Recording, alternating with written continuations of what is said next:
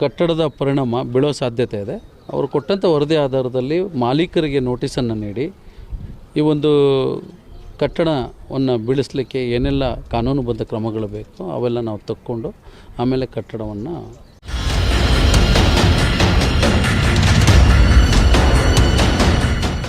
Original ground ಲೆವೆಲ್ಗೆ foundation ಹೋಗಿರೋ chances ಕಡಿಮೆ ಇರೋದ್ರಿಂದ ಇಲ್ಲಿ ಕಟ್ಟಿರುವಂಥ ಮನೆಗಳಿಗೆ ಸೇಫ್ಟಿ ಇರೋದಿಲ್ಲ. ಲ್ಯಾಂಡ್ಸ್ಲೈಡ್ ಆಗಿ ಈ ಕಟ್ಟಡಗಳು ಈ ಗ್ರೌಂಡ್ ಸೀಮ್ ಲೆವೆಲ್ಗೆ ಏನಿದೆ ಹತ್ತಿರಕ್ಕೆ ಆ ಬಿಲ್ಡಿಂಗ್ಗಳು ಬೀಳುವಂಥ ಅವಕಾಶ ಇರುತ್ತೆ. Bengaluru ITBT city, Bengaluru garden city ಅಂತೆಲ್ಲ ಹೇಳ್ತೇವೆ. ಬೆಂಗಳೂರಿನಲ್ಲಿ ಸಣ್ಣ ಮಳೆ ಆದರೂ ಸಾಕು ಇಡೀ ಬೆಂಗಳೂರು ನಗರವೇ ಒಂದು ರೀತಿಯಾಗಿ ತೇಲುತ್ತೆ. ಇಲ್ಲಿನ ವೈಜ್ಞಾನಿಕವಾದಂಥ ನಗರ ನಿರ್ಮಾಣದಿಂದಾಗಿಯೇ ಇವೆಲ್ಲವೂ ಕೂಡ ಅನಾಹುತಗಳಾಗುತ್ತೆ. ಇದರ ನಡುವೆ ಇದೀಗ ಹಣದಾಸೆಗಾಗಿಯೇ ಬೆಟ್ಟ ಗುಡ್ಡಗಳನ್ನ ನೆಲಸಮ ಮಾಡಿ ನಿವೇಶನಗಳನ್ನಾಗಿ ಮಾರಾಟ ಮಾಡಿ ಈಗ ಆ ಒಂದು ನಿವೇಶನಗಳಲ್ಲಿ ಮನೆಗಳು ನಿರ್ಮಾಣ ಆಗಿರ್ತವೆ. ಆದರೆ ಬೆಟ್ಟಗಳನ್ನ ಬಗೆದು ಅದರ ಪಕ್ಕದಲ್ಲಿಯ ಮನೆಗಳು, ಅದರ ಮೇಲೆಗಡೆ ಮನೆಗಳು ನಿರ್ಮಾಣ ಆಗಿ ಈಗ ಸಣ್ಣ ಮಳೆಗೂ ಕೂಡ ವಾಲ್ತಾ ಇರುವಂತ ಆಘಾತಕಾರಿ ಘಟನೆಗಳು ನಡೀತಾ ಇದೆ. ಇದಕ್ಕೆ ಸಾಕ್ಷಿಯೇ ಬೆಂಗಳೂರು ಹೊರವಲಯ ಆನೇಕಲ್ ತಾಲೂಕಿನ ಬನ್ನೇರುಘಟ್ಟ ಗ್ರಾಮ ಪಂಚಾಯಿತಿ ವ್ಯಾಪ್ತಿಯಲ್ಲಿನ ಬಿಲ್ವಾರ್ದಹಳ್ಳಿ. ಇದು ಬನ್ನೇರುಘಟ್ಟ ಅಭಯಾರಣ್ಯಕ್ಕೆ ಹೊಂದಿಕೊಂಡಿರ್ತಕ್ಕಂಥ ಗ್ರಾಮ ಇದಾಗಿತ್ತು. ಇಲ್ಲಿನ ಒಂದಷ್ಟು ಭೂ ಮಾಫಿಯಾದವರು ಗೋಮಾಳಗಳನ್ನ ನುಂಗಿ ನೀರು ಕುಡಿದು ಆ ಒಂದು ಬೆಟ್ಟಗಳ ಮೇಲೆ ನಿರ್ಮಾಣ ಮಾಡಲಾಗಿತ್ತು. ಎಲ್ಲೆಲ್ಲಿ ಎತ್ತರದ ಸ್ಥಳಗಳಿದ್ದವು ಕೆಳಗಡೆಯಿಂದ ಪ್ಲಾಸ್ಟಿಕ್ ಅನ್ನ, ಕಸವನ್ನ, ಹಾಗೆಯೇ ಕೃಷಿ ಮಣ್ಣನ್ನ ತಂದು ಆ ಒಂದು ಮನೆಗಳನ್ನ ನಿರ್ಮಾಣ ಮಾಡಿದ್ರು. ಸುಮಾರು 15-20 ಅಡಿ ಹುಸಿ ಮಣ್ಣನ್ನ ತುಂಬಿ ನಿರ್ಮಾಣ ಮಾಡಿದ್ದಂತ ಕಟ್ಟಡ ಇದೀಗ ಅದಕ್ಕೆ ತಡೆಗೋಡೆಯನ್ನ ನಿರ್ಮಾಣ ಮಾಡಲಾಗಿತ್ತು. ಆ ತಡೆ ಗೋಡೆ ಉರುಳಿ ಬಿದ್ದಿದೆ. ಈಗ ಅಲ್ಲಿರ್ತಕ್ಕಂಥ ಒಂದು ಮನೆ ಗೃಹ ಪ್ರವೇಶಕ್ಕೂ ಮುನ್ನವೇ ಉರುಳುವ ಸ್ಥಿತಿಯಲ್ಲಿ, ಜೊತೆಗೆ ಅಲ್ಲಿ ಕಟ್ಟಡಕ್ಕೆ ಹಿಂಭಾಗದಲ್ಲಿಯೇ ಮತ್ತೊಂದು ಶಾಲೆ ಇದೆ, ಅದು ಕೂಡ ಬೀಳುವಂತ ಪರಿಸ್ಥಿತಿಯಲ್ಲಿದೆ.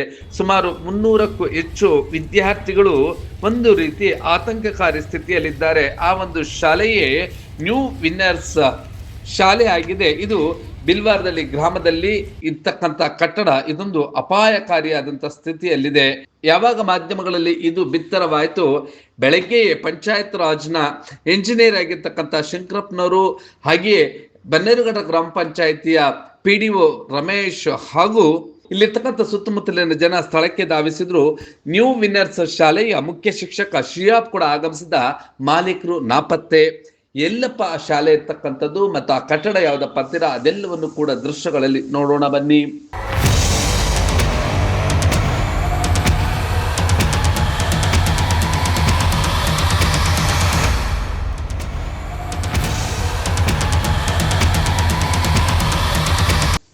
ಹಬ್ಬಬ್ಬ, ನಾವು ಕೆಳಗಡೆಯಿಂದ ಈ ಒಂದು ಕಟ್ಟಡವನ್ನ ನೋಡ್ತಾ ಇದ್ರೆ ಯಾವುದೇ ಕ್ಷಣದಲ್ಲಿ ಈ ಒಂದು ಗೃಹ ಪ್ರವೇಶಕ್ಕೂ ಮುನ್ನವೇ ಈ ಕಟ್ಟಡ ಬೀಳುವಂತ ಸ್ಥಿತಿಯಲ್ಲಿದೆ. ಇದು ಗುಲ್ಲಾಜ್ ಎಂತಕ್ಕಂಥ ಮಂಗಳೂರು ಮೂಲದ ವ್ಯಕ್ತಿಗೆ ಸೇರಿರ್ತಕ್ಕಂಥದ್ದು. 6 ಕಾಸಿಗೆ 3 ಕಾಸು ಲಾಭ ಬರುತ್ತೆ ಅಂತೇಳಿ ಮಾರಾಟ ಮಾಡ್ಕೊಂಡು ಹೋಗಿರ್ತಕ್ಕಂಥ, ಇಲ್ಲಿ ಲೇಔಟ್ ಅನ್ನ ನಿರ್ಮಾಣ ಮಾಡಿರ್ತಕ್ಕಂಥವನು ಎಲ್ಲ ಗೋಮಾಳ ಜಾಗದಲ್ಲಿ ಆ ಒಂದು ಭೂಮಿಯನ್ನ ಸ್ವಾಧೀನಪಡಿಸ್ಕೊಂಡು, ಅಂದ್ರೆ ಅಕ್ರಮವಾಗಿ ಸ್ವಾಧೀನಪಡಿಸ್ಕೊಂಡು ಇಲ್ಲಿ ಸೈಟ್ಗಳನ್ನು ಮಾಡಿ ಮಾರಾಟ ಮಾಡಿದ್ದಾರೆ. ಸುಮಾರು 15-20 ಅಡಿ ಆಳದಲ್ಲಿ ಹುಸಿ ಮಣ್ಣನ್ನು ತುಂಬಿರ್ತಕ್ಕಂಥದ್ದು, ಕಸ ಕಡ್ಡಿಯನ್ನು ತುಂಬಿ ಅದರ ಮೇಲೆ ಕಟ್ಟಡ ನಿರ್ಮಾಣ ಮಾಡಿದ್ರೆ ಅದು ಉದ್ಧಾರ ಆಗೋದಾದ್ರೆ ಎಲ್ಲಿ ನೋಡಿ. ಅದಕ್ಕೆ ಈ ತಡೆಗೋಡೆ ಉರುಳಿ ಬಿದ್ದಿರೋದ್ರಿಂದ ಈಗ ಸುಮಾರು ಅರ್ಧ ಅಡಿಯಷ್ಟು ಕಟ್ಟಡ ವಾಲಿದ್ದ ಸ್ಥಿತಿಯಲ್ಲಿದೆ. ಅದಕ್ಕೆ ಹೊಂದಿಕೊಂಡಂತೆ ದಿ ನ್ಯೂ ವಿನ್ನರ್ಸ್ ಶಾಲೆಯು ಕೂಡ ಇದೆ. ಆ ಒಂದು ದೃಶ್ಯಗಳನ್ನ ನೋಡೋಣ ಬನ್ನಿ.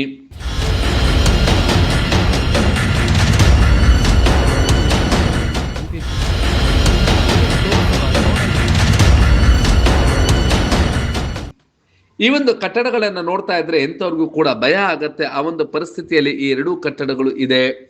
ಈಗ ಈ ಒಂದು ಕಟ್ಟಡವನ್ನ ತೆರವುಗೊಳಿಸಲೇಬೇಕು ಅಂತೇಳಿ ಪಂಚಾಯತ್ ರಾಜ್ನ ಎಂಜಿನಿಯರ್ ಇರ್ತಕ್ಕಂತಹ ಶಂಕರಪ್ಪನವರು ನಿಮ್ಮ ಬ್ರೂಮ್ ಟಿವಿಯೊಂದಿಗೆ ವಿವರಣೆಗಳನ್ನು ಹಂಚಿಕೊಂಡಿದ್ದು ಹೀಗೆ. ಸ್ಥಳದಲ್ಲಿ ಹಿಂದೆ ಏನು ಸೈಟ್ಗಳು ಮಾಡಿದ್ರು, ನಾವು ನಿಂತಿರೋ ಜಾಗ ಇದು ಅಪ್ಸ್ಟ್ರೀಮ್ ಪೋರ್ಷನ್ನು.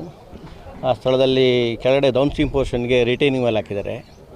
ಆ ರಿಟೈನಿಂಗ್ ವಾಲು ಈ ಒಂದು ಡಿಪ್ ಪೋರ್ಷನ್ನು ಏನಿದೆ ಲ್ಯಾಂಡ್ ಫಿಲ್ಲಿಂಗ್ ಮಾಡಿದ್ದಾರೆ. ಲ್ಯಾಂಡ್ ಫಿಲ್ಲಿಂಗ್ ಮಾಡಬೇಕಾದ್ರೆ ಡೆಬ್ರಿಸ್ಸು, ಪ್ಲಾಸ್ಟಿಕ್ಕು, ಸಿಮೆಂಟ್ ಚೀಲಗಳು ಎಲ್ಲ ತುಂಬಿದ್ದಾರೆ. ಈ ನಾವು ಏನು ಈ ಅಬ್ಸರ್ವ್ ಮಾಡ್ತಾಯಿದ್ದೀವಿ, ಲ್ಯಾಂಡ್ ಸ್ಲೈಡ್ ಆದಮೇಲೆ ಅದು ಓಪನಾಗಿ ಕಾಣಿಸ್ತಾ ಇದೆ. ಮೀನ್ಸ್ ಅಲ್ಲಿ ಜಲ್ಲಿ ಮತ್ತು ಬೋಲ್ಡರ್ಸು ಬಿಲ್ಡಿಂಗ್ ವೇಸ್ಟ್ ಮೆಟೀರಿಯಲ್ಸ್ ಎಲ್ಲ ತುಂಬಿದ್ದಾರೆ. ಜೊತೆಗೆ ಫಾರ್ಮೇಷನ್ ಮಾಡಬೇಕಾದ್ರೆ ಇಷ್ಟೆಲ್ಲ ಮಾಡಿ ಇದನ್ನು ಸೈಟ್ ಮಾಡಿರೋದ್ರಿಂದ ಒರಿಜಿನಲ್ ಗ್ರೌಂಡ್ ಲೆವೆಲ್ಗೆ ಫೌಂಡೇಶನ್ ಹೋಗಿರೋ ಚಾನ್ಸಸ್ ಕಡಿಮೆ ಇರೋದ್ರಿಂದ ಇಲ್ಲಿ ಕಟ್ಟಿರುವಂಥ ಮನೆಗಳಿಗೆ ಸೇಫ್ಟಿ ಇರೋದಿಲ್ಲ. ಲ್ಯಾಂಡ್ಸ್ಲೈಡ್ ಆಗಿ ಈ ಕಟ್ಟಡಗಳು ಈ ಗ್ರೌಂಡ್ ಸೀಮ್ ಲೆವೆಲ್ಗೆ ಏನಿದೆ ಹತ್ತಿರಕ್ಕೆ ಆ ಬಿಲ್ಡಿಂಗ್ಗಳು ಬೀಳುವಂಥ ಅವಕಾಶ ಇರುತ್ತೆ. ಅದರಿಂದಾಗಿ ಈಗ ಈ ಬಿಲ್ಡಿಂಗ್ನ ತೆರವುಗೊಳಿಸಬೇಕು ಮತ್ತು ಒರಿಜಿನಲ್ ಗ್ರೌಂಡ್ ಲೆವೆಲಿಂದ ಫಾರ್ಮೇಷನ್ ಮಾಡ್ಕೊಂಡು ಬರಬೇಕಾಗತ್ತೆ. ಸರ್ ಪಕ್ಕದಲ್ಲಿ ಶಾಲೆ ಇದೆ. ಹಾಂ, ಶಾಲೆ ಪಕ್ಕದಲ್ಲಿದೆ. ಅದರಲ್ಲೂ ಕೂಡ ರಿಟರ್ನ್ ವಾಲ್ ಇದೆ. ರಿಟರ್ನ್ ವಾಲ್ ಬೀಳೋವಂಥದ್ದು ಇವಾಗ ಕಾಣ್ತಾ ಇದ್ದೀವಿ, ಒಂದು ಸ್ವಲ್ಪ ಬಲ್ಜಾಗಿದೆ ಅದು ಕೂಡ. ಹಾಗಾಗಿ ಈಗ ಶಾಲೆ ಮಕ್ಕಳನ್ನ ಸದ್ಯಕ್ಕೆ ಮಳೆಗಾಲ ಮುಗಿಯೋವರೆಗೆ ಇಲ್ಲಿ ಶಾಲೆ ನಡೆಸೋದು ಬೇಡ ಅಂಥೇಳಿ ನಾನು ಸಜೆಸ್ಟ್ ಮಾಡಿದ್ದೀನಿ. ಅದೇ ಡಿಪ್ ಪೋರ್ಷನ್ನು ಈ ಒಂದು ಅಪ್ಸ್ಟ್ರೀಮಿಂದ 20-25 ಫೀಟ್ಸ್ ಆಲ್ಮೋಸ್ಟ್ ಡೆಪ್ತ್ ಇದೆ. ಸೊ ಅಷ್ಟು ಡೆಪ್ತೂ ಇವರು ಒರಿಜಿನಲ್ ಗ್ರೌಂಡಿಂದ ಡೆಬ್ರಿಸ್ನ ತುಂಬಿರೋದ್ರಿಂದ ಈ ಮೇಲಿಂದ ಬರುವಂಥ ನೀರು ಅಪ್ಸ್ಟ್ರೀಮಿಂದ ಇಲ್ಲೇ ಬಂದು ನಿಲ್ತಾ ಇದೆ. ಅದು ಗ್ರೌಂಡ್ಗೆ ಪರ್ಕ್ಯುಲೇಟ್ ಆಗ್ತಾಯಿದೆ. ಬಿಲ್ಡಿಂಗ್ ಪರ್ಕ್ಯುಲೇಟ್ ಆಗಿರೋದ್ರಿಂದ ಕಟ್ಟಡಕ್ಕೆ ಸೇಫ್ಟಿ ಇಲ್ಲ.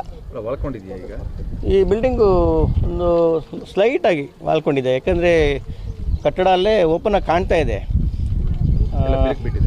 ಬಿರುಕು ಬಿಟ್ಟಿರೋದು ಅನ್ನೋದಕ್ಕಿಂತ ಆ ಫೌಂಡೇಶನ್ನು 20 ಫೀಟ್ ಹೋಗಿರಲ್ಲ ಇವರು, ಅದು ಕಾಣ್ತಾ ಇದೆ. ಇವರು ಆಲ್ಮೋಸ್ಟ್ 8-10 ಫೀಟ್ಸ್ ಹೋಗಿರ್ತಾರೆ. ಬಟ್ ಡಿಪ್ ಪೋರ್ಷನ್ 20 ಫೀಟ್ಸ್ ಇದೆ. 20 ಫೀಟ್ಸ್ ಇರೋದ್ರಿಂದ ಅದು ಸ್ಲೈಡ್ ಆಗ್ತಿದ್ದಂಗೆ ಈ ಬಿಲ್ಡಿಂಗ್ಗೆ ಸೇಫ್ಟಿ ಇರೋದಿಲ್ಲ. 100% ಈ ಬಿಲ್ಡಿಂಗ್ ಸೇಫ್ಟಿ ಇಲ್ಲ. ಅಂದರೆ ನೀವು ಯಾವಾಗ ಒಂದು ಇದು ರಿಪೋರ್ಟ್ ಕೊಡ್ತೀರಿ ಸರ್? ಇದೆಲ್ಲ ಅಬ್ಸರ್ವ್ ಮಾಡಿದ್ದೀನಿ, ನೋಟ್ಸ್ ಎಲ್ಲ ಮಾಡ್ಕೊಂಡಿದ್ದೀನಿ. ಇವತ್ತೇ ಈ ಒಂದು ಏನು ಆ್ಯಕ್ಷನ್ ತಗೋಬೇಕಂತೇಳಿ ಪಂಚಾಯತಿಯವರಿಗೆ ಪಿ ಡಿ ಅವರಿಗೆ ಬಿಲ್ಡಿಂಗ್ ತೆರವು ಮಾಡಿದ್ರೆ ಉತ್ತಮ ಅಂತ ಹೇಳ್ತೀನಿ. ಈ ಮಳೆಗಾಲ ಈಗ ಇವತ್ತೇ ಏನಾದ್ರೂ ಹೆವಿ ರೈನ್ ಫಾಲ್ ಆದರೆ ಇವತ್ತೇ ಕೂಡ ಗ್ರೌಂಡ್ ಲೆವೆಲ್ಗೆ ಏನು ಬಾಟಮ್ ಲೆವೆಲ್ಗೆ ನೀರು ಇಳಿದ್ರೆ ಈ ಆಲ್ರೆಡಿ ನೋಡಿ ಇಲ್ಲಿ ಕ್ರ್ಯಾಕ್ಸ್ ಬಂದಿದೆ. ಆ ಕ್ರ್ಯಾಕ್ಸ್ ಬಂದಿರೋದು ಸ್ಲೈಡ್ ಆದ ತಕ್ಷಣ ಈ ಬಿಲ್ಡಿಂಗ್ ಸೇಫ್ಟಿ ಇರೋ ಇವತ್ತೇ ಬೀಳೋದು ಚಾನ್ಸ್ ಇರುತ್ತೆ. ಹಾಗೆ ಈ ಒಂದು ಕಟ್ಟಡಗಳಿಗೆ ಯಾವುದೇ ಅನುಮತಿಯನ್ನ ಬನ್ನೇರುಘಟ್ಟ ಗ್ರಾಮ ಪಂಚಾಯತಿಯಿಂದ ಪಡ್ಕೊಂಡಿಲ್ಲ ಅಂತೇಳಿ ಗ್ರಾಮ ಪಂಚಾಯತಿಯ ಅಭಿವೃದ್ಧಿ ಅಧಿಕಾರಿ ಆಗಿರ್ತಕ್ಕಂಥ ಅಂದ್ರೆ PDO ರಮೇಶ್ ಅವರು ವಿವರಿಸೋದು ಹೀಗೆ. ಬನ್ನೇರುಘಟ್ಟ ಗ್ರಾಮ ಪಂಚಾಯತಿ ಬಿಲ್ವರ್ದಳ್ಳಿ ಗ್ರಾಮಕ್ಕೆ ಬರುತ್ತೆ. ಈ ಒಂದು ಬಡಾವಣೆ ಸುಮಾರು 30 ವರ್ಷಗಳ ಹಿಂದೆ ನಿರ್ಮಾಣ ಆಗಿರೋಂಥ ಖಾಸಗಿ ಬಡಾವಣೆ. ಆ ಬಡಾವಣೆಯಲ್ಲಿ ಇಲ್ಲಿ ಲ್ಯಾಂಡ್ ಫಿಲ್ಲಿಂಗ್ ಮಾಡಿ ಈ ರೀತಿ ಅವರು ಬಿಲ್ಡಿಂಗನ್ನು ಕನ್ಸ್ಟ್ರಕ್ಷನ್ ಮಾಡಿದರೆ ಕಟ್ಟಡ ಕಟ್ಟೋದು ಕೂಡ ಗ್ರಾಮ ಪಂಚಾಯತಿಯಿಂದ ಯಾವುದೇ ಅನುಮತಿ ಆಗಲಿ ಯಾವುದೇ ಒಂದು ಲೈಸೆನ್ಸ್ ಆಗಲಿ ನಾವು ನೀಡಲಿಲ್ಲ. ಈ ಒಂದು ಕಟ್ಟಡದ ಪರಿಣಾಮ ನಿನ್ನೆ ಸಂಜೆ ಒಂದು 5:30 ವೇಳೆಗೆ ಜನ ಓಡಾಡ್ತಾ ಇದ್ದಂಥ ಸಂದರ್ಭದಲ್ಲೇ ಇದು ಕಟ್ಟಡ ಉರುಳಿದೆ. ಆ ಕಟ್ಟಡ ಅಂದರೆ ಕಾಂಪೌಂಡು, ಅದು ರಿಟರ್ನ್ ವಾಲ್ ಏನಿತ್ತಲ್ಲ ಅದು ಬಿದ್ದಿದೆ. ಸುಮಾರು 30 ಅಡಿ ಅಷ್ಟು ಆಳ ಇದೆ ಮತ್ತು 100 ಅಡಿಯಷ್ಟು ಬಿದ್ದಿದೆ ಅದು ಉದ್ದ. ಈಗ ಮುಂದೆ ನಮ್ಮ ಕೆಲಸ ಏನಂದರೆ ಈ ಶಾಲೆ ಮತ್ತು ಈ ಕಟ್ಟಡದವ್ರಿಗೆ ನೋಟಿಸನ್ನು ನೀಡಿ ಸಂಬಂಧಪಟ್ಟ ಪ್ರಾಧಿಕಾರ ಆದಂಥ ನಮ್ಮ ಇಂಜಿನಿಯರ್ ಅವರು ಬಂದಿದ್ದಾರೆ. ಅವರು ಏನು ವರದಿಯಲ್ಲಿ ಸಲ್ಲಿಸ್ತಾರೆ ಆ ವರದಿಯಲ್ಲಿ ಏನು ನಿರ್ದೇಶನ ನೀಡ್ತಾರೆ ಅಲ್ಲಿವರೆಗೂ ಅವರು ಶಾಲೆಯನ್ನು ಮುಂದುವರಿಸಲಿಕ್ಕೆ ಅವ್ರಿಗೆ ಅವಕಾಶ ಇಲ್ಲ. ಅದನ್ನು ನಿನ್ನೆಯೇ ಅವ್ರಿಗೆ ಸ್ಪಷ್ಟವಾಗಿ ತಿಳಿಸಿದ್ದೀವಿ. ಇಲ್ಲಿ ಈ ಕಟ್ಟಡದ ಪರಿಣಾಮ ಬೀಳೋ ಸಾಧ್ಯತೆ ಇದೆ. ಅವರು ಕೊಟ್ಟಂಥ ವರದಿ ಆಧಾರದಲ್ಲಿ ಮಾಲೀಕರಿಗೆ ನೋಟಿಸನ್ನು ನೀಡಿ ಈ ಒಂದು ಕಟ್ಟಡವನ್ನು ಬೀಳಿಸಲಿಕ್ಕೆ ಏನೆಲ್ಲ ಕಾನೂನುಬದ್ಧ ಕ್ರಮಗಳು ಬೇಕು ಅವೆಲ್ಲ ನಾವು ತಕ್ಕೊಂಡು ಆಮೇಲೆ ಕಟ್ಟಡವನ್ನು ಬೀಳಿಸ್ತೀವಿ. ಎಷ್ಟು ದಿನದಲ್ಲಿ ತೆರವು ಮಾಡಬೇಕಂತ ಮತ್ತು ಈಗ ಶಾಲೆಯ ಮಕ್ಕಳು ಭವಿಷ್ಯ ಇದೆ, ಹೇಗೆ ಮಾಲೀಕರಿಂದ ಮಾತಾಡಿದ್ರ ಏನು ಹೇಳಿದ್ರು? ಯಾರು ಸರ್? ಇಲ್ಲ, ಆ ಪ್ರಾಂಶುಪಾಲರ ಜೊತೆ ನಿನ್ನೆ ರಾತ್ರಿನೇ ಅವ್ರಿಗೆ ಮಾತಾಡಿದ್ದೀವಿ. ಅವರು ಬಂದಿದ್ದು ಸ್ಥಳಕ್ಕೆ ಕರೆಸಿ ಮಾತಾಡಿದ್ದೀವಿ, ನಿರ್ದೇಶನ ಕೊಟ್ಟಿದ್ದೀವಿ. ಯಾವುದೇ ಕಾರಣಕ್ಕೂ ಮಕ್ಕಳ ಜೀವಹಾನಿ ಆಗೋದಕ್ಕಂತೂ ನಾವು ಬಿಡಲ್ಲ. ಆದ ಕಾರಣ BO ಅವರು ಅದರ ಜವಾಬ್ದಾರಿನ ತಗೋತಾರೆ. ನಮ್ಮ ಇಲಾಖೆ ಪರವಾಗಿ ನಾವು ಅದನ್ನು ಯಾವುದೇ ರೀತಿಯಾದಂಥ ಶಾಲೆ ಏನು ನಮ್ಮ ಈಗಿನ ತನಿಖಾ ತಂಡ ಬಂದಿದೆ ಆ ವರದಿ ಏನು ಬರುತ್ತೆ, ಅವ್ರು ಏನು ನಿರ್ದೇಶನ ನೀಡಿದ್ದಾರೆ, ಮಳೆಗಾಲ ಮುಗಿಯೋವರೆಗೂ ಶಾಲೆನ ಇಲ್ಲಿಂದ ಸ್ಥಳಾಂತರ ಮಾಡೋದು ಉತ್ತಮ ಅಂತ ಹೇಳಿದ್ದಾರೆ. ಅದೇ ರೀತಿಯಾಗಿ ಅವರಿಗೆ ನೋಟಿಸನ್ನು ಈಗ ಜಾರಿ ಮಾಡ್ತಾಯಿದ್ದೀವಿ ನಾವು. ಯಾಕೆಂದರೆ ಮಕ್ಕಳ ವಿದ್ಯಾಭ್ಯಾಸ ನಮ್ಮ ಶಿಕ್ಷಣ ಇಲಾಖೆಗೆ ಸೇರಿದ್ದಾದ್ದರಿಂದ ಅವರು ಅನುಮತಿಯನ್ನು ಕೊಟ್ಟಿದ್ದರೆ ಅವರು ಇದು ಮಾಡಲಿ. ನಮ್ಮಿಂದ ಯಾವುದೇ ಅನುಮತಿಯನ್ನು ನಾವು ರಿನ್ಯೂವಲ್. ಸುಮಾರು 350 ವಿದ್ಯಾರ್ಥಿಗಳಿರೋಂಥ ಶಾಲೆ ಇದು. ಆದ್ದರಿಂದ ಇದನ್ನು ಭಾಳ ಎಚ್ಚರಿಕೆಯಿಂದ ನಾವು ಕ್ರಮ ತಗೋಬೇಕಾಗತ್ತೆ. ಹೌದು, ಈಗಾಗಲೇ ನಾವು ಅಕ್ರಮವಾಗಿ ಕಟ್ಟಡ ನಿರ್ಮಾಣ ಮಾಡೋರಿಗೆ ನಾವು ನೋಟಿಸ್ಗಳನ್ನು ನೀಡ್ತಾ ಇದ್ದೀವಿ ಎಲ್ಲರಿಗೂ. ತಮಗೂ ತಿಳಿದಿರೋಂಗೆ ಈ ಹಿಂದೆ ಕೂಡ ಈ ಥರ ನೋಟಿಸ್ ನೀಡಬಾರ್ದು ಅಂತ ನಮ್ಮೆಲ್ಲೂ ಒತ್ತಡ ಹಾಕಿದ್ರು. ಆದರೂ ನಮ್ಮ ಕರ್ತವ್ಯ ಏನಿದೆ ನಾವು ಅದನ್ನು ಮಾಡ್ತಾ ಇದ್ದೀವಿ. ಯಾಕೆಂದರೆ ಈಗ ಮಳೆಗಾಲದಲ್ಲಿ ಇಂಥ ಘಟನೆಗಳು ನಡೆದು ಸಾವು ನೋವು ಸಂಭವಿಸಿದ್ರೆ ನಾವೇ ಜವಾಬ್ದಾರರಾಗ್ತೀವಿ. ಆದ ಕಾರಣದಿಂದ ನಾವು ಕಾನೂನುಬದ್ಧವಾಗಿ ಅವರೇನು ಕಟ್ಟಡ ನಕ್ಷೆ ಅಲ್ಲಿ ಈಗ ನಮ್ಮ ಇಲಾಖೆ ನೀಡಿರುತ್ತ ನಿರ್ದೇಶನಗಳಲ್ಲಿ ಕಟ್ಟಡ ನಕ್ಷೆ ಅನುಮೋದನೆಯಾಗಿ ಬಂದ ನಂತರ ನಾವು ಆ ಕಟ್ಟಡ ಕಟ್ಟಲಿಕ್ಕೆ ಅನುಮತಿಯನ್ನು ನೀಡ್ತೀವಿ ಗ್ರಾಮ ಪಂಚಾಯತಿಯಿಂದ. ಗ್ರಾಮ ಪಂಚಾಯತಿಯಿಂದ ಶಾಲೆ ಭಾಳ ವರ್ಷಗಳಿಂದ ನಡೀತಾ ಇದೆ. ಅದು ನಮ್ಮಿಂದ ಯಾವುದೇ ರಿನ್ಯೂವಲ್ಲು ಅಥವಾ ಇನ್ನೊಂದು ಅಥವಾ ಶಾಲೆ ನಡೆಸೋದಕ್ಕೆ ಅಂತ ಯಾವುದೋ ದಾಖಲೆಗಳನ್ನು ಅವರು ತೊಗೊಂಡಿದ್ದಂಗೆ ಕಾಣೆ. ಬಟ್ ಅವ್ರಿಗೆ ನೋಟಿಸ್ ಕೊಟ್ಟಿದ್ದೀವಿ. ನಿಮ್ಮ ಹತ್ರ ಏನು ಗ್ರಾಮ ಪಂಚಾಯತಿಯಿಂದ ಪಡೆದಿರೋ ದಾಖಲೆಗಳಿದ್ದಾವೆ ಅದನ್ನು ಸಲ್ಲಿಸಿ ಅಂತ 3 ದಿನ ಸಮಯ ಕೊಟ್ಟಿದ್ದೀವಿ. ಮಾಲೀಕರು ಯಾರು? ಇನ್ನು 300 ಮಕ್ಕಳನ್ನ ಈ ಒಂದು ಗೋಡೌನ್ನಲ್ಲಿ ತುಂಬಿಕೊಂಡು ಒಂದು ಶಾಲೆ ನಡೆಸಬೇಕು ಅಂದ್ರೆ ಅದಕ್ಕೆ ಒಂದಷ್ಟು ನಿಯಮಾವಳಿಗಳಿರುತ್ತೆ. ಆ ಎಲ್ಲ ನಿಯಮಾವಳಿಗಳನ್ನ ದಿ ನ್ಯೂ ವಿನ್ನರ್ಸ್ ಶಾಲೆ ಗಾಳಿಗೆ ತೂರಿದೆ. ಯಾವುದೇ ಅನುಮತಿಯನ್ನ ಪಡ್ಕೊಂಡಿಲ್ಲ, ಯಾವುದೇ ರೀತಿಯಾದಂತಹ ಸರ್ಕಾರಿ ಅನುಮತಿಗಳನ್ನು ಯಾವುದನ್ನು ಕೂಡ ಪಡ್ಕೊಂಡಿಲ್ಲ. ಈ ಒಂದು ಶಾಲೆಯನ್ನು ನಡೆಸ್ತಾ ಇದ್ದಾರೆ. ಸುಮಾರು 300ಕ್ಕೂ ಹೆಚ್ಚು ವಿದ್ಯಾರ್ಥಿಗಳು ವರ್ಷಕ್ಕೆ 25,000 ರೂಪಾಯಿಯನ್ನ ಫೀಸ್ ಕಲೆಕ್ಟ್ ಮಾಡ್ತಾರಂತೆ. 2011-12ನೇ ಸಾಲಿನಲ್ಲಿ ಅಂದರೆ ಬರೋಬರಿ 15-16 ವರ್ಷಗಳಿಂದ ಈ ಒಂದು ಶಾಲೆ ಇಲ್ಲಿ ನಡೀತಾ ಇದೆ. ಎಷ್ಟು ಸುಲಿಯಾಗಿರ್ಬೋದು ಈ ಒಂದು ಶಾಲೆಯಿಂದ ಅಂತೇಳಿ ನೀವೇ ಅರ್ಥ ಮಾಡ್ಕೊಳ್ಬೇಕಾಗಿದೆ. ಆ ಎಲ್ಲ ದೃಶ್ಯಗಳನ್ನ ನೋಡ್ತಾ ಈ ಸಂದರ್ಭದಲ್ಲಿ ನ್ಯೂ ವಿನ್ನರ್ಸ್ ಶಾಲೆಯ ಮುಖ್ಯೋಪಾಧ್ಯಾಯ ಪ್ರಾಂಶುಪಾಲ ಏನು ಮಾತನಾಡ್ತಾರೆ ನೋಡಿ. ಸರ್, ನಿನ್ನೆ ರಾತ್ರಿ ಅರೌಂಡ್ ಒಂದು 4 ಗಂಟೆಗೆ ಜೋರಾದ ಮಳೆ ಬಂದ ಕಾರಣ ಇಲ್ಲಿ ಒಂದು ನ್ಯಾಚುರಲ್ ಕೆಲಾಮಿಟೀಸ್ ಥರ ಅದೊಂದು ಗೋಡೆ ಕುಸಿದಿದೆ. ಅದು ನಮ್ಮ ಶಾಲೆಯಿಂದ ಬಲಭಾಗದಲ್ಲಿ ಸ್ವಲ್ಪ ಕುಸಿದಿದೆ. ಈ ಕುಸಿದ ಕಾರಣ ನಿನ್ನೆ ತಡರಾತ್ರಿ ಅಂತ ಹೇಳೋಕ್ಕಾಗಲ್ಲ, ಒಂದು ಸಂಜೆ 6 ಗಂಟೆ ಸಮಯದಲ್ಲಿ PD ಸರ್ ಅವರು ಬಂದಿದ್ದರು. PD ಸರ್ ಬಂದಾಗ PD ಸರ್ ಅವರು ನಮಗೆ ನಿರ್ದೇಶನ ಕೊಟ್ಟಿದ್ದರು. ಏನು ಅಂತ ಹೇಳಿದರೆ, ಇದು ಇಷ್ಟು ಶಾಲೆ ಮಕ್ಕಳಲ್ಲಿ ಓದ್ತಾ ಇದ್ದಾರೆ, ಸೊ ನೀವು ಮುನ್ನೆಚ್ಚರಿಕಾ ಕ್ರಮವಾಗಿ ನಾಳೆ ಒಂದಿನ ಶಾಲೆ ರಜೆ ಕೊಡಿ. ಆಮೇಲೆ ಮುಂದಿನ ಕ್ರಮವಾಗಿ PWDಯಿಂದ ಇಂಜಿನಿಯರ್ ಬರ್ತಾರೆ. ಇಂಜಿನಿಯರ್ ಬಂದಾದಮೇಲೆ ಇಂಜಿನಿಯರ್ ನಿಮಗೆ ಮಾಹಿತಿ ಕೊಡ್ತಾರೆ ಯಾವ ರೀತಿ ಅದು ಮುಂದಿನ ಕ್ರಮ ಕೈಗೊಳ್ಳಬೇಕು ಅಂತ. ಸೊ ಅದೇ ರೀತಿ ಇವಾಗ ಇಂಜಿನಿಯರ್ ಸರ್ ಮತ್ತು ಅವರೆಲ್ಲ ಬಂದು ಸಂಬಂಧಪಟ್ಟ ಅಧಿಕಾರಿಗಳೆಲ್ಲ ಬಂದಿದ್ದರು. ಸಂಬಂಧಪಟ್ಟ ಅಧಿಕಾರಿಗಳು ಬಂದುಬಿಟ್ಟು ನಮಗೆ ಆದೇಶ ನೀಡಿದ್ದಾರೆ. ಆದೇಶ ನೀಡಿ ಇವಾಗ ಅವರ ಆಫೀಸಲ್ಲಿ ಹೋಗಿ ಅದರದ ಬಗ್ಗೆ ಇನ್ನೂ ಹೆಚ್ಚಿನ ಕ್ರಮ ವಹಿಸಿ ಯಾವ ರೀತಿ ಮಾಡಬೇಕು ಅಂತ ಹೇಳಿ ಶಾಲೆ ಮುಂದಿನ ಆದೇಶದವರೆಗೂ ಓಪನ್ ಮಾಡಬಾರ್ದು ಅಂತ ನಮಗೆ ಆದೇಶ ಕೊಟ್ಟಿದ್ದಾರೆ. ಸೊ ಅದರಿಂದ ಅದಕ್ಕೆ ಬೇಕಾಗಿದ್ದಂಥ ಮುಂದಿನ ಕ್ರಮಗಳು ನಾವು ಮತ್ತು ಆಡಳಿತ ಮಂಡಳಿ ಹಾಗೂ ನಾನು ಶಾಲಾ ಸಿಬ್ಬಂದಿ ಮುಂದೆ ಆಡಳಿತ ಮಂಡಳಿ ಮತ್ತು BO ಅವ್ರ ಹತ್ರ ಮಾತುಕತೆ ನಡೆಸಿ ಮುಂದಿನ ಕ್ರಮ ಏನು ಅಂತ ನಾವು ಕೈಗೊಳ್ಳಬೇಕು. ಪ್ರಾಥಮಿಕವಾಗಿ ಅಧಿಕಾರಿಗಳು ಬಂದಂಥ ಸಂದರ್ಭದಲ್ಲಿ ಈಗ ಪಕ್ಕದಲ್ಲಿರುವಂಥ ಬಿಲ್ಡಿಂಗ್ ಈಗಾಗಲೇ ವಾಳ್ಕೊಂಡಿದೆ ಅಂತ ಹೇಳಿದ್ರು. ಶಾಲೆಗೂ ಕೂಡ ಹಾನಿ ಆಗುತ್ತೆ ಮುಂದಿನ ದಿನಗಳಲ್ಲಿ ಮಳೆ ಬಂದ ಸಂದರ್ಭದಲ್ಲಿ ಅಂತ. ಹೌದೌದು, ಅದರಿಂದ ಇವಾಗ ಅದು ಇರೋದು ಬೇರೆಯವ್ರ ಜಾಗದಲ್ಲಿ. ಸೊ ಅವರಿಗೂ ಸಂಬಂಧಪಟ್ಟ ನೋಟಿಸನ್ನು ಕೊಟ್ಟಿದ್ದಾರೆ ಅಧಿಕಾರಿಗಳು. ಹೌದೌದು, ಕೊಟ್ಟಿದ್ದಾರೆ ಅಂತ ನೋಡುವಾಗ ನಮ್ಮ ಶಾಲೆದ ಹಿಂದ್ಗಡೆ ಇರುವ ಜಾಗ ಅದು ಬೇರೆಯವರಿಗೆ ಸಂಬಂಧಪಟ್ಟಿರೋ ಜಾಗ. ಸೊ ಅದು ಬೇರೆಯವರಿಗೆ ಸಂಬಂಧಪಟ್ಟಿದ್ದ ಜಾಗ ಆಗಿರೋದ್ರಿಂದ ನಾವು ಅದರಲ್ಲಿ ತಟ್ಟನೆಂತ ಕ್ರಮ ಕೈಗೊಳ್ಳೋಕ್ಕೆ ಆಗೋದಿಲ್ಲ. ಸೊ ಅವ್ರ ಜೊತೆ ಸಮಾಲೋಚನೆ ಮಾಡಿಸಿ ಆದಷ್ಟು ಬೇಗ ಅದರ ಹಿಂದ್ಗಡೆ ಇವಾಗ ಇಂಜಿನಿಯರ್ ಸರ್ ಅವರಿಗೆ ನಮಗೊಂದು ಕ್ರಮ ಹೇಳಿದ್ದಾರೆ. ಏನು ಅಂತಂದ್ರೆ ರಿಟರ್ನಿಂಗ್ ವಾಲ್ ಆದಷ್ಟು ಬೇಗ ಅದನ್ನ. ಎಷ್ಟು ಜನ ವಿದ್ಯಾರ್ಥಿಗಳಿದ್ರು, ಯಾವ ಒಂದು ನ್ಯೂ ವಿನ್ನರ್ ಶಾಲೆ ಇದು ಬಂದುಬಿಟ್ಟು ಬಿಲ್ವಾರದಳ್ಳಿ ಗ್ರಾಮದಲ್ಲಿ ಬನ್ನೇರುಘಟ್ಟ ಕ್ಲಸ್ಟರ್ ಅಲ್ಲಿ ಬರುತ್ತೆ. ಬನ್ನೇರುಘಟ್ಟ ಕ್ಲಸ್ಟರ್ ಇದರಲ್ಲಿ ಬಿಲ್ವಾರದಳ್ಳಿ ಗ್ರಾಮದಲ್ಲಿ ಬರುತ್ತೆ. ನಮ್ದು BO ಆಫೀಸ್ ಬಂದು ಆನೇಕಲ್ BO ಆಫೀಸ್. ಎಷ್ಟು ಜನ ವಿದ್ಯಾರ್ಥಿಗಳಿದ್ರು, ತರಗತಿಯಿಂದ ಓದ್ತಿದ್ರು ಮಕ್ಕಳು? ಶಾಲೆ ಬಂದುಬಿಟ್ಟು LKG ಇಂದ 8ನೇ ತರಗತಿವರೆಗೂ ಇವಾಗ ಪ್ರೆಸೆಂಟ್ ಇದೆ. ಇಷ್ಟು ಮಕ್ಕಳು ಓದ್ತಾ ಇದ್ದಾರೆ, 300 ಮಕ್ಕಳು ಓದ್ತಾ ಇದ್ದಾರೆ. LKG ಇಂದ 8ನೇ ತರಗತಿವರೆಗೂ 300 ಮಕ್ಕಳು ಓದ್ತಾ ಇದ್ದಾರೆ.